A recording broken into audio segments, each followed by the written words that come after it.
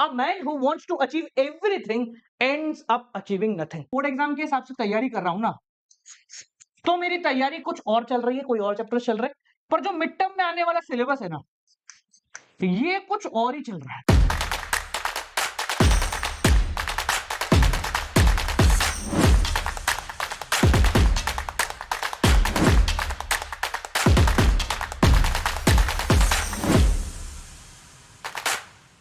Hi guys, welcome back to another video. बालकों, पिछले कई दिनों से तुम लोग एक चीज को लेकर बहुत ज्यादा परेशान हो, वो है अगले महीने से शुरू होने वाले तुम्हारे मिड टर्म, जिसको कई लोग हाफ ईयरली भी बोलते हैं। अब भैया ये मिड टर्म और हाफ ईयरली एक ऐसे समय पे आए हैं जहां पर हम पूरी तरीके से तैयार नहीं है।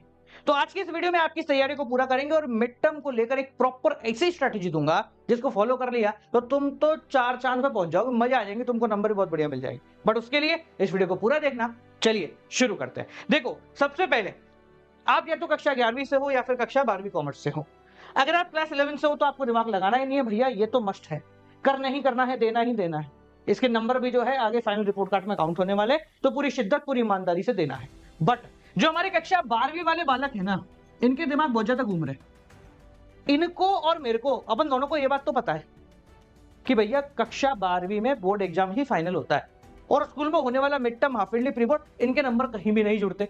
तो सर क्या मैं ऐसा कर लूं क्या कि ये एग्जाम दूं ही ना, चल जाएगा? जब नंबर जुड़ने ही नहीं है तो मैं तो सर अपने बोर्ड एग्जाम की तैयारी कर रहा हूं। इधर इधर कोई नेतागिरी, कोई दिमाग, कोई फालतू की बात नहीं करनी है। कितने भी एग्जाम हो तेरे स्कूल में, चाहे मिड टर्म हो, प्री बोर्ड 1 हो, प्री बोर्ड 2 हो, स्कूल पे, कोचिंग पे, कहीं पे भी कोई टेस्ट हो, सारे के सारे देने हैं। बहाने मत मार, ये सिर्फ कायरता है और कुछ भी नहीं है। ये बिल्कुल ऐसा ही है कि एक खिलाड़ी है जो कि आज तक कोई मैच नहीं खेला, तुमने सीधा उठा के उसको ओलंपिक में खड़ा कर दिया, वो कितना ही बेहतर हो, हारेगा, क्योंकि उसने वो प्रेशर कभी झेला नहीं। इसलिए हर प्रकार की नेतागिरी को साइड में रख दो, चुपचाप क्लियर कट बोल रहा हूं, इधर आके इधर सुन, देना है मतलब देना है, ठीक है? ज्यादा नेतागिरी नहीं करनी है। मैं नहीं दूंगा, बोर्ड की तैयारी करो, सब कर रहे, इकलौता आदमी नहीं है, पहली बार कोई 12वीं के अंदर नहीं आया है, हर बार आते हैं। तो दिमाग से फितूर को निकाल, अब भी निकल के साइड में फेंक, कर ऐसे कर, यूं कर, यूं कर, फेंक दे इसको, देने हैं, ठीक है? पर टेंशन ना लो, ऐसी कोई बड़ी बात नहीं है इनको देना। मैं ये नहीं कह रहा हूं कि इसके अंदर पूरे नंबर लाने, पर तुम्हें अटेम्प्ट करना है। एटलीस्ट तुम्हें ये तो आइडिया लगेगा तुम्हारा बॉटम कितना है। मानो कि तुम लोगों ने ना हाफ ईयरली दे दिया बिना तैयारी किए, फिर भी 80 में से 30 नंबर आ गए, तो तुम्हें पता तो चलेगा यार, बिना तैयारी के अगर मैं 30 ला सकता हूं तो तैयारी करके तो मैं इससे ऊपर ही लाऊंगा ना। तो तुम्हें तुम्हारा लोअर पता लग जाएगा, और इसको पता करने के लिए एग्जाम दे दो, कोई टेंशन नहीं, तुम्हारे कोई गर्दन नहीं काटने वाला। तो आज जो हम स्ट्रेटेजी पे बात कर रहे होंगे वो दोनों की एक जनरलाइज स्ट्रेटेजी होगी, क्लास 11 एंड क्लास 12, ठीक है? तो ध्यान से देखना, एक एक पहलू को पकड़ते हुए चलेंगे। बट शुरू करने से पहले बालकों, आप सभी से एक छोटी सी गुजारिश है, उस गुजारिश को पूरा करना है, तुम्हारी जिम्मेदारी भी है। मुझे कमेंट सेक्शन में हर एक बच्चा 2 चीजें लिखता हुआ चाहिए। पहले लिखो अपनी क्लास की, आप कौन सी क्लास में हो, और उसके बाद आपके जो मिड टर्म है उसका सिलेबस क्या है। 3 सब्जेक्ट का ही चाह रहा हूं मैं, ज्यादा को मुझे चाहिए भी नहीं, accountancy, economics and business studies, ठीक है? ये 3 चीजें तुम लिख, और इसको लिखने के साथ साथ हमारी स्ट्रेटेजी की शुरुआत करते हैं। जब तुम कमेंट्स के अंदर ये लिख लोगे, उसके बाद देखो एक चीज है ना, पहले से दिमाग में बिठाओ कि तुमसे बेहतर तुम्हें कोई नहीं जानता। There exists no one in this world who knows you better than you. कोई भी नहीं जानता, चाहे कितना ही खास दोस्त हो, माता पिता ही क्यों ना हो, पर तुम्हारे अंदर क्या चल रहा है ना, ये जेन्युइनली सिर्फ तुम्हें ही पता है। तो इसलिए एक छोटा सा काम करो, अलग से एक टेबल पे बैठ जाओ, चुपचाप, ये पलंग वालंग पे मत बैठ, उठ के खड़ा हो जाओ, चुपचाप टेबल पे बैठ जाओ, और टेबल पे बैठ के जो तुमने यहां लिखा है ना, स्टेप नंबर 1 के अंदर सेल्फ एनालाइज करना शुरू करो। सेल्फ एनालाइज का मतलब क्या होता है? फर्ज कीजिए आपके अकाउंटेंसी में 6 चैप्टर आ रहे हैं, पूरी की पूरी पार्टनरशिप आ रही है फॉर क्लास 12, 11th में भी सेम है, कोई से भी 6 चैप्टर जो आपके आ रहे हो, आपको क्या करना है, ये देखना है ये 6 चैप्टर है, 1 2 3 4 5 6, इन 6 चैप्टर में से मुझे कितना आता है। 3 कैटेगरी अपने को बनानी है। कितनी कैटेगरी बनानी है? 3। पहली कैटेगरी लिखो पूरा, दूसरा लिखो थोड़ा थोड़ा, और तीसरा लिखो नहीं आता। हर एक चैप्टर को इन 3 कैटेगरी में से किसी एक कैटेगरी के अंदर डालना। इससे होगा क्या, तुम्हें आने वाले 25 दिन में अपने हाफ ईयरली के लिए किस तरीके से तैयारी करनी है, इसका एक रोड मैप अपने आप मिल जाएगा। हो सकता है कि कुछ लोगों को हाफ ईयरली के लिए 5 घंटे पढ़ना पड़े रोज। और हो सकता है कि कुछ व्यक्तियों को 2 ही घंटे में काम हो जाए। हो सकता है कुछ लोग एक दिन में 4 चैप्टर पढ़े तो भी कम है, और हो सकता है कुछ लोग दिन में बस 2 टॉपिक पढ़ लेंगे तो भी उनका काम हो जाएगा। ये डिपेंड करता है तुम्हारे इस चीज के ऊपर, पूरा कितना है, थोड़ा थोड़ा कितना आता है, और बिल्कुल भी जो नहीं आता है वो कौन सा है। हर एक पर्टिकुलर सब्जेक्ट के अंदर ये चार्ट तुम्हें बनाना है, ठीक है। मैं मजाक नहीं कर रहा हूं, ऐसे हवा में नहीं बोला, चलो चुपचाप पेन पेपर लो और बनाना शुरू करना। इस वीडियो खत्म होने के बाद उसको बनाना। हर एक चीज का सॉल्यूशन है, पर तुम्हें खुद करना पड़ेगा। अंदर से उगता उसको बोलो, अरे करेगा भाई तो करेगा ना, ठीक है जी। जब तुम ये कर लोगे ना, तो अब आता है स्टेप नंबर 2। स्टेप नंबर 2 का मतलब है जो कि आपने यहां पर सेल्फ एनालाइज किया है ना, उसकी प्रिपरेशन शुरू करनी है। क्या करनी है? प्रिपरेशन शुरू करनी है। अब देखो, प्रिपरेशन तुम कहां से करोगे, इसका कोई एक बहुत प्री डिटरमाइंड सोर्स नहीं है। तुम चाहो तो मेरे चैनल पे अवेलेबिलिटी होगी मेजॉरिटी ऑफ चीजों की, मतलब क्लास 12 के, हाँ, थर्ड बुक के कुछ पार्ट हमारे पास अवेलेबल अभी नहीं है, वो जल्दी ही आ जाएंगे, ठीक है। बट उसके अलावा सब कुछ अवेलेबल है। तो तुम चाहे मेरे YouTube वीडियो से देख लो, चाहे किसी और टीचर की YouTube वीडियो से देख लो, चाहे कोई पेड बैच ले रखा हो, हमारा सारथी ले रखा हो, वहां से देख लो, चाहे स्कूल से कर लो, चाहे कोई किसी और कोचिंग से कर। बट तुम्हारा जो टारगेट होगा वो ये होगा, प्रिपरेशन के लिए सिलेक्शन करना है। क्या होता है? A man who wants to achieve everything ends up achieving nothing. एक व्यक्ति जो जिंदगी में सब कुछ पाना चाहता है, वो एट द एंड कुछ भी नहीं पा पाता, क्योंकि उसका जो ध्यान होता है ना, वो भटक जाता है, इधर उधर भटक जाएगा। तो आपको लिमिट करना पड़ेगा कि आपको किस पर्टिकुलर जगह से पढ़ाई कर।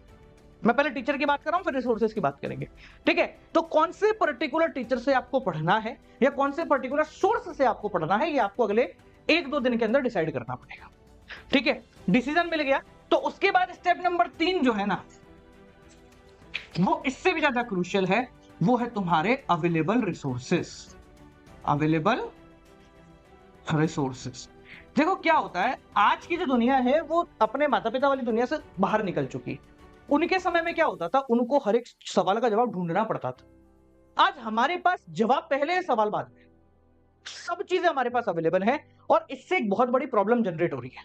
वो प्रॉब्लम ये है कि हमारे पास इतने सारे पढ़ाई के रिसोर्सेज अवेलेबल हैं कि हम किसी एक सोर्स पे रिलाई नहीं कर पाते, और ना ही किसी एक सोर्स से पढ़ने का कॉन्फिडेंस ला पाते हैं। तो इसलिए तुम्हारा जो अगला ऑब्जेक्टिव होगा वो होगा कि सिलेक्ट योर बुक्स। देखो, आज नहीं करोगे, हाफ ईयरली के लिए नहीं करोगे, तो इसके बाद फाइनल्स के लिए तो करना पड़ेगा, बोर्ड एग्जाम के लिए करना पड़ेगा। तो अभी ये मौका आया है, इस मौके पे खींच के चौका मार दो, और अभी एक दिन पूरा लगाओ और डिसाइड करो कि वो कौन से रिसोर्सेज हैं जो तुम्हें आगे तक लेके जाएंगे, for not only for half yearly exams, for your board exam और फाइनल एग्जाम, चाहे आप 11th में हो चाहे 12th में हो। फर्ज कीजिए फॉर एग्जाम्पल, अगर आप अकाउंटेंसी की बात करो, तो मेरे नजर में अगर मैं कक्षा 12वीं में होता तो मेरे लिए टीएस ग्रेवाल ओके है। अगर मेरे पास डीके गोयल है तो मेरे लिए वो भी ओके है। दोनों में से कोई एक बुक में रख लूंगा और फिर यूं कर लूंगा कि मुझे कुछ नहीं देखना, ना मुझे कोई भी क्वेश्चन बैंक नहीं देखने हैं, मुझे कुछ नहीं, अरे इसी में इतने सारे क्वेश्चन हैं, मैं इधर उधर कैसे भाग सकता हूं?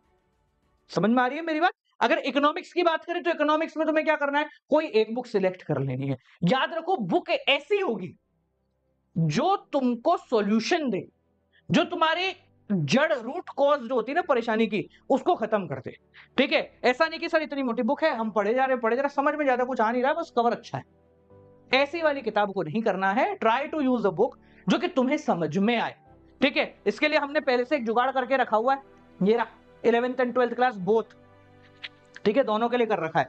ये तुम्हारी 12वीं के लिए इंडियन इकोनॉमी, ये मैक्रो इकोनॉमिक्स, किधर गई भैया, ये लो मैक्रो, एंड ये रही माइक्रो फॉर क्लास 11th, ठीक है। तीनों की हमारी ये हेल्प बुक बोलो या नोट्स बुक बोलो, ये आप लोगों के लिए अवेलेबल है। अब ये अमेजोन पे भी अवेलेबल होने जा रही है, तो वहां से भी जाके ले सकते। तो पहले एक बुक सिलेक्ट करो। मैं ये नहीं कह रहा कि 100% भाई यही लो, इसके अलावा कुछ नहीं होगा, but try to select a book जिससे तुम लोगों को समझ में आए। और सब्जेक्ट वाइज सिलेक्शन बहुत जरूरी होता है। जैसे अगर हम बात करें अकाउंटेंसी में, तो भाई ऐसी होनी चाहिए जिसमें आपको नोट्स से समझ में आ जाए। चाहो तो डिस्क्रिप्शन में अकाउंट के नोट्स भी डाल रखे, वहां से ले लेना, ठीक है। और साथ साथ में उससे रिलेटेड क्वेश्चन मिल जाए कई सारे, जिनको सॉल्व कर ले, इलस्ट्रेशन भी हो, जिनका सॉल्यूशन भी अवेलेबल हो, ताकि हम देख देख के सीख जाए। जब बात आती है इकोनॉमिक्स की, तो तुम्हें अगर तैयारी करनी तो तुम्हारी बुक ऐसी होनी चाहिए जिसमें कॉन्सेप्ट समझाने के लिए ज्यादा खिचड़ी ना पका रखी हो, डायरेक्ट सीधा कट टू द पॉइंट आपको एक्सप्लेनेशन दे रखी हो, सिंपल लैंग्वेज में, जो आपको समझ में आ जाए, जिससे तुम आंसर लिख सको, खत्म हो गई बात। इससे आगे पीछे कुछ नहीं करना। बट जब बात आती है बिजनेस स्टडीज की, तो आपका बुक का सिलेक्शन ना थोड़ा सा क्राइटेरिया बदल जाता है। बिजनेस स्टडीज में क्या होता है, जब भी हम लोग पढ़ रहे हैं तो हमको ऐसा लगता है, बताना मैं गलत हूं तो, कि हम पढ़ लेते हैं, समझ में भी आ जाता है, फिर एट द एंड 2 दिन बाद जब आके देखते तो हमें लगता है यार ये मैं नहीं पढ़ा था क्या, कल पढ़ा कि प्लानिंग में ये भी है क्या, है फॉर्म्स ऑफ बिजनेस ऑर्गेनाइजेशन में ये भी टॉपिक था क्या, ये मैंने पढ़ा था क्या, ऐसी हो जाती है प्रॉब्लम।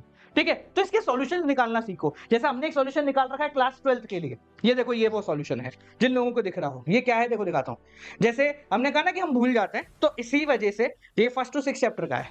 हम लोगों ने क्या करा है, एक माइंड मैप का चार्ट बनाया पूरा, ये लो, ये कहां गया भाई गुंजा, ये लो, ये माइंड मैप का चार्ट है for class 12th chapter number 1 to 6, same goes with 7 to 12। ठीक है, और ये जो चार्ट है ये आपको पता होगा कि हमारी बिजनेस स्टडीज की हेल्प बुक आने जा रही है 3 दिन के अंदर। तो मैं यहां आज कमिट कर देता हूं कि जितने भी बच्चे बिजनेस स्टडीज की हेल्प बुक लेंगे उनको ये chart 1st to 6th chapter and 7th to 12th chapter वो भी रेडी हो रहा है। ये दोनों चार्ट स्टार्टिंग के 2000-3000 लोगों तक जहां तक हम दे सकते हैं बिल्कुल फ्री दूंगा किताब के साथ। ठीक है, उस हेल्प बुक के साथ अलग से मैं कोई एक्स्ट्रा चार्ज नहीं लूंगा। भाई टीम सुन ले, कोई बात नहीं, खर्चा हो रहा तो होने दे, क्या हो गया, 2000 बच्चों तक अपन फ्री देंगे। ठीक है, मैं भूल भी जाऊं तो भी याद दिला देना, तुम्हारी जिम्मेदारी पैक करना। स्टार्टिंग के 2000 ऑर्डर तक बिल्कुल हम फ्री में दे देंगे। ठीक है, तो ऐसी चीजें बनाओ, जरूरी नहीं है ये लो, तुम खुद बनाओ, बना लो, बनाओ ना उसको, ऐसी चीज करो जो कि तुमको रिवाइज करने में काफी ज्यादा मदद करे। इसको तुम चाहो तो क्या होता है, हम लोग जहां बैठते हैं ना, जैसे मान लो स्टडी टेबल पे बैठे हुए, बैठे बैठे क्या होता है, काम कर रहे हैं, फिर आता है यार थोड़ा आलस आ रहा है। सोचो तुमने स्टडी टेबल में सामने लगा लिया इतना बड़ा चार्ट, क्या होगा, यूं तुम आलस करने बैठे, अरे दिख रहा है यार, हाँ ऐसा भी है वैसा भी है, तो तुम्हारे दिमाग में वो चीज फीड हो जाएगी। तो try to do so in business studies. ठीक है, तो पहले तो अपना सेल्फ एनालिसिस करो, उससे तुम्हें आइडिया लग जाएगा कि तुम्हारी क्या स्ट्रेटजी होने वाली, कितने घंटे तुम्हें पढ़ना है, वो तुम ही पता लगाओगे, मैं नहीं बता सकता। नेक्स्ट, प्रिपरेशन का सोर्स पकड़ लो, यूट्यूब पकड़ना है, कुछ और पकड़ना है। ठीक है, नेक्स्ट, अवेलेबल रिसोर्सेज देखिए कि आपके पास रिसोर्सेज अवेलेबल कौन कौन से हैं, and try to select few limited resources, उससे तुम्हारा काम बन जाएगा। ठीक है, अभी देखो क्लास 12th वाले बच्चों में एक प्रॉब्लम और है, मैं जब 12th में था भाई मेरे साथ भी ये प्रॉब्लम थी। मेरे को ऐसा लगता है कि यार 25 दिन के अंदर मेरे एग्जाम शुरू हो रहा है, मिड टर्म, भले उसके नंबर ना जुड़े मुझे देना है, पर एक प्रॉब्लम भी बहुत बड़ी है, वो ये है कि सर जब मैं बोर्ड एग्जाम के हिसाब से तैयारी कर रहा हूं ना, तो मेरी तैयारी कुछ और चल रही है, कोई और चैप्टर चल रहे हैं, पर जो मिड टर्म में आने वाला सिलेबस है ना, ये कुछ और ही चल रहा है। अब आप बताओ, आपने तो कह दिया भाई देना है देना है देना है, पर ये बताओ मैं इन दोनों को कवर कैसे करूंगा। मतलब ऐसा तो है नहीं कि मैं तो टुकड़ों में बढ़ जाऊंगा, भाई मुझे ही करना है। और अगर मैं 1 महीना मिड टर्म की तैयारी करने के लिए लग गया पूरी तरीके से, तो फिर ये बोर्ड एग्जाम की तैयारी क्या सितंबर के बाद करूं, फिर आप बोलोगे समय नहीं बचा है, फिर आप बोलोगे तैयारी पूरी नहीं है। तो इस चीज को कैसे मैनेज किया जाए, देखो बहुत सिंपल, ये मैंने खुद ने ना अप्लाई करा था, तो मुझे बड़ा मजा आया था। रिजल्ट आने के बाद मेरे को लग गया था, मैंने कहा भाई तूने काम तो अच्छा कर लिया। देखो क्या है, मुझे एक छोटी सी चीज समझाओ, क्या मिड टर्म में आने वाला सिलेबस आपके बोर्ड एग्जाम में नहीं आएगा? प्रैक्टिकली अप्रोच, प्रैक्टिकली बताना, बिल्कुल प्रैक्टिकली, क्या मिड टर्म में आने वाला सिलेबस आपके बोर्ड एग्जाम में नहीं आएगा? आएगा ना, सेम ही सिलेबस है ना। हाँ ये है, कुछ चैप्टर ऊपर है कुछ चैप्टर नीचे हैं। अभी आपके 25 दिन है, तो मिड टर्म के लिए ऐसे तैयारी करो कि तुम्हारी बोर्ड की कवरेंस हो जाए। मतलब तुम्हें चैप्टर को सिर्फ रटना नहीं है, ऐसे पढ़ो कि तुम्हारी कवरेंस हो जाए पूरी की तरीके से बोर्ड एग्जाम की। ठीक है, जैसे फॉर एग्जांपल मान लो बिजनेस स्टडीज में 7 चैप्टर आ रहे हैं, तुम बोलोगे साहब मेरे तो बोर्ड एग्जाम की मेरी स्ट्रेटेजी के हिसाब से तो 5 है, तो तू 5 बहुत बढ़िया कर ले, बाकी जो 2 बचे हैं ना उनको एक बार ऐसे पढ़ ले कि तू अगली बार जब मिड टर्म खत्म होने के बाद पढ़ेगा तो तेरा काम हो जाएगा। या फिर इसका एक जुगाड़ और तुम कर सकते हो, वो ये है कि अपनी प्रिपरेशन की स्पीड को बहुत तेज कर लो। हम ये बिल्कुल भी नहीं कह रहे हैं कि आपको नंबर बहुत अच्छे लाने हैं, 11th वाला तुमको तो लाना है, तुम तो चुपचाप बैठ जाओ, तुम पढ़ाई कर लेना, डिस्क्रिप्शन में मैं हर एक चीज का, हर प्लेलिस्ट का लिंक दे दूंगा। ठीक है, जाके पढ़ लो, हो जाओ पूरी हो जाओ, इनको पहले सुना दो। तो जो 12वीं वाले हैं, मैं ये नहीं कह रहा हूं कि तुम्हें मिड टर्म में बहुत अच्छे नंबर 80 में से 80 लाना वरना व्यर्थ है जिंदगी, ऐसा नहीं कह रहा हूं। तुम कितने भी लाओ कोई फर्क नहीं पड़ता, पर पूरी ईमानदारी और पूरी शिद्दत से लाओ। जब ईमानदारी से पेपर दोगे ना, तो तुम अपने आप अपनी खामियां, अपने पावर, अपनी स्ट्रेंथ, अपनी वीकनेस, इन सबको पता लगा पाओ। तो इसलिए focus on giving exam and try to cover the syllabus as fast as possible.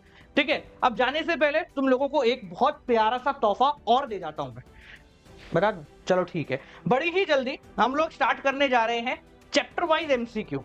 क्या शुरू करने जा रहे हैं? Chapter wise MCQ series. ठीक है, अभी हम थोड़ा सा कंफ्यूज है कि इसको लाइव करें या फिर रिकॉर्डेड करें, but we are launching MCQ series. Team जो है उस पर काम ऑलरेडी कर रही है। जहां पर हम हर चैप्टर के 30 से 40 एमसीक्यू करेंगे, जो कि previous year board exam and इस साल आने की बहुत ज्यादा प्रोबेबिलिटी रख रहे होंगे। ठीक है, इसकी शुरुआत बहुत जल्द हो जाएगी, तो तुम टेंशन बिल्कुल खत्म कर दो। बट एक चीज याद रखो, अगर तुम इन मिड टर्म से या हाफ ईयरली से डर जाओगे ना, तो बोर्ड में अच्छा नहीं नंबर ला पाओगे। तो इसलिए देना है पेपर, बस ये ध्यान रखो। ठीक है, फॉलो दिस स्ट्रैटेजी। 3 स्टेप आपको फॉलो करनी है। पहली क्या है कि भैया अपना देखो कि कितना कितना तुम्हें आता है, उसका एक चार्ट बना लो, पूरा आता है, थोड़ा आता है, नहीं आता। उसके बाद प्रिपरेशन की जगह पकड़ो एंड देन सिलेक्शन करो कि कहां से पढ़ना है, कौन सी किताबों से पढ़ना है, एंड देन स्टार्ट ऑफ। ठीक है, शुरू कर दो। जो नहीं आता पहले उसको पकड़ो, जो थोड़ा आता है उसका रिवीजन करो, और जो पूरा आता है उसको बस एक बार ऊपर ऊपर से देख लो। ठीक है, बस इतना करना है, तुम्हारे नंबर बहुत बढ़िया आ जाएंगे। वीडियो पसंद आए तो लाइक करना। मिलता है आपसे अगली वीडियो के साथ, तब तक के लिए नमस्कार।